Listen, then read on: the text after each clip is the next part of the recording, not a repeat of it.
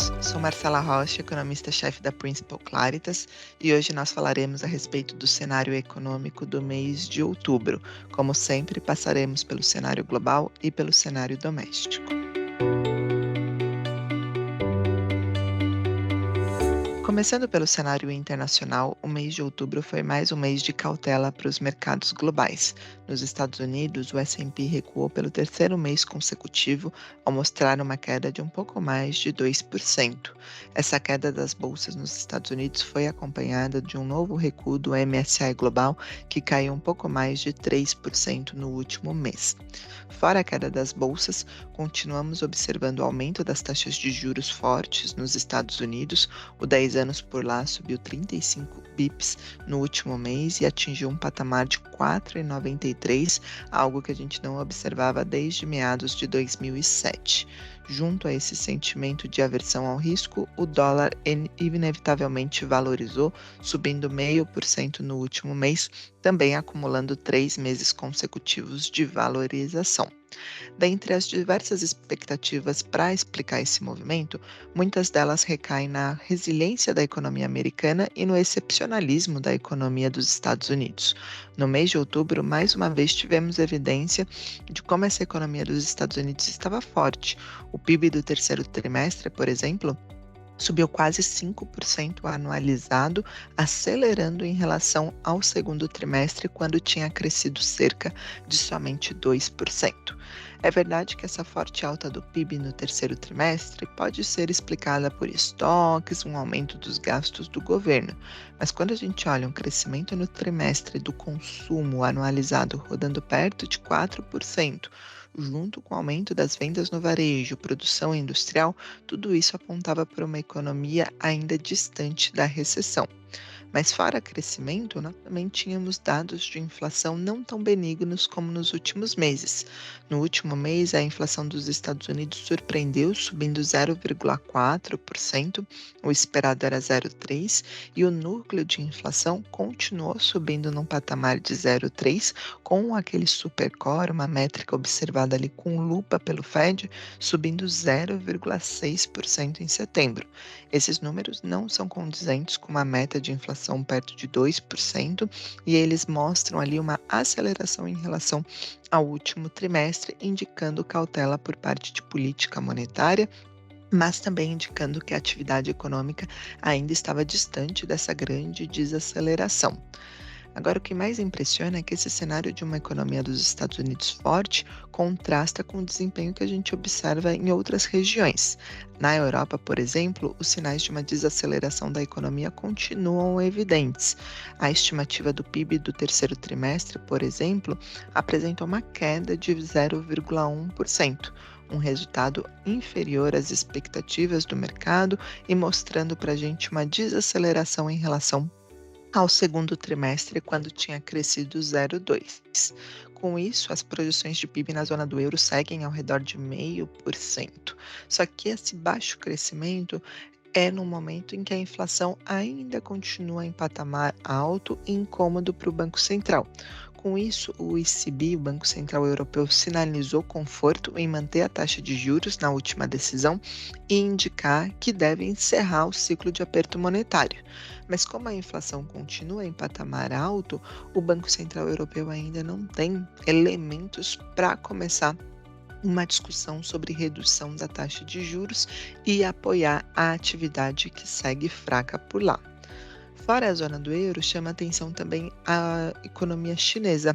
As expectativas para o PIB da China, na nossa visão, continuam ao redor de 5% este ano e 4,5% o ano que vem. Essa manutenção das expectativas mostra que aquelas medidas, todos aqueles sinais do governo chinês de querer impulsionar a economia, eles estão sendo suficientes para mostrar que o pior ficou para trás. Os últimos dados de China, inclusive, confirmam isso, com a aceleração do PIB no terceiro trimestre e um respiro ali dos dados de varejo, de produção industrial.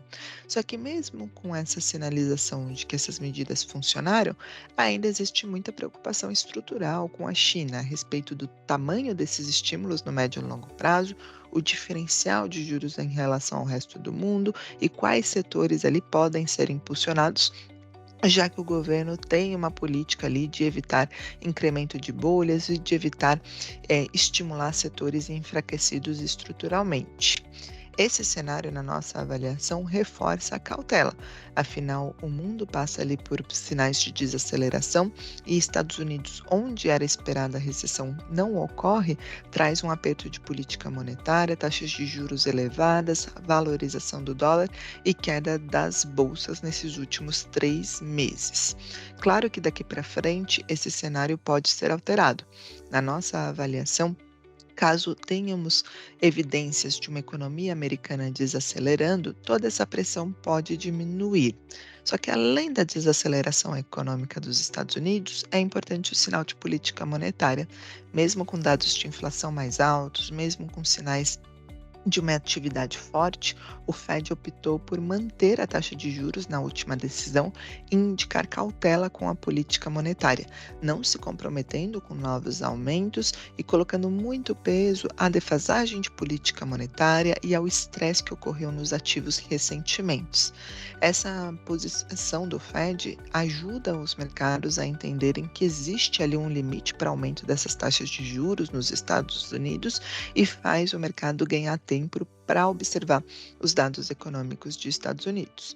Então, de fato, ainda é um cenário desafiador para emergentes, afinal, taxas de juros altas nos Estados Unidos levam a cautela, redução do fluxo para emergentes, levam à volatilidade dos ativos de risco. Mas, na nossa opinião, o posicionamento do Fed indicando cautela, indicando conforto em manter os juros nesse momento, mais a nossa expectativa de que finalmente os Estados Unidos vai começar a mostrar um arrefecimento, indicam que essas pressões podem ter passado pelo pior momento e o ambiente pode se tornar menos adverso. É um cenário ainda de incerteza, mas um cenário mais promissor do que observamos ao longo das últimas semanas. Em relação ao cenário doméstico, os ativos brasileiros não conseguiram descolar desse cenário global adverso e tiveram perdas ao longo do último mês. Em outubro, o real desvalorizou quase 2%, as taxas de juros no mercado futuro abriram com a taxa Selic final chegando a mais de 10% e o Ibovespa voltou a ter queda recuando 3% no mês de outubro. Na nossa avaliação, o ambiente global de maior cautela, a elevação dos juros nos Estados Unidos, é o fator que mais explica esse desempenho de Brasil. Mas nós também não podemos esquecer que houve uma elevação do ruído fiscal no final de outubro, com uma discussão a respeito de qual vai ser a meta fiscal para o próximo ano. Ao longo de outubro, o governo teve uma vitória para alcançar essa meta ambiciosa, porque a Câmara dos Deputados aprovou o projeto de lei que trata de taxação de fundos exclusivos e de investimentos no exterior. Claro que esse projeto ainda precisa tramitar no Senado, mas a sua aprovação na Câmara já era um alívio para garantir uma arrecadação de quase 20 bilhões de reais no próximo ano. Só que mesmo com esse passo importante para o rumo das contas públicas, nós tivemos ali um aumento do ruído a respeito do compromisso do governo com a política fiscal. Dias depois da aprovação desse PL na Câmara, o próprio presidente da República, o Lula, colocou em xeque o compromisso da equipe econômica com esse déficit zero. O Lula afirmou ali em um evento com jornalistas que não vai estabelecer uma meta fiscal que coloque em risco os investimentos contratados para o próximo ano e que o obrigue a começar o próximo ano fazendo um corte de bilhões nas obras que são prioritárias para o seu governo. Além disso, ele questionou qual que seria o problema do Brasil ter um déficit de 0,5% do PIB ou 0,25% do PIB o ano que vem. As colocações do Lula não foram vistas como falas pontuais ou derrapadas de comunicação. Pelo contrário, logo depois das suas falas, ficou evidente ali que há pressão dentro do governo de alas políticas para mudar essa meta por não terem disposição em contingenciar as despesas do próximo ano. Com esse debate tão aberto, escancarado e com essa divisão explícita dentro do governo, as dúvidas que restam são: quando que vai ser a alteração dessa meta, já que ela é dada como certa, qual vai ser a tramitação para mudá-la e, principalmente, qual vai ser o valor desta nova meta. Por enquanto não temos essas respostas, mas há uma sinalização importante da equipe econômica em buscar postergar o máximo essa decisão e focar primeiramente em aprovação de medidas para aumentar a arrecadação lá no Congresso. A principal aposta da equipe econômica agora é o projeto de lei que ele trata da subvenção do ICMS e que poderia garantir uma arrecadação de cerca de 35 bilhões o ano que vem. O fato da equipe econômica buscar garantir essa arrecadação e continuar defendendo que a alteração da meta tem que ficar somente para o ano que vem ou postergar o máximo possível esse ano, indica que ainda há uma dúvida dentro do governo a respeito do rumo desse compromisso. Na nossa avaliação, o importante deste debate é que o governo continue buscando medidas para aumentar a arrecadação e que qualquer alteração dessa meta seja modesta, mas principalmente sem elevação de gastos. Como nós sabemos, não há expectativa desse déficit zero ser alcançado o ano que vem. Nossa projeção é de um déficit de 0,8% do PIB, mas nós avaliamos que a narrativa e a construção para esse objetivo são tão importantes quanto o resultado conquistado. Se a equipe econômica continuar buscando receitas e principalmente evitar que haja elevação de despesas, mostra ainda um compromisso fiscal.